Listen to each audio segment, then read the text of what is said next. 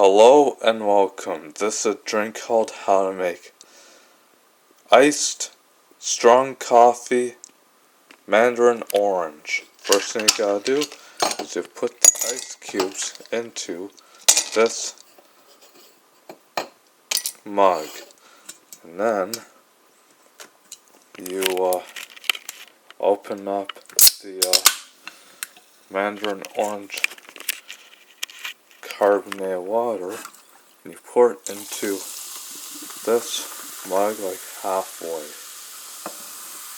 And then after that you pour in the strong coffee from this carafe into this mug.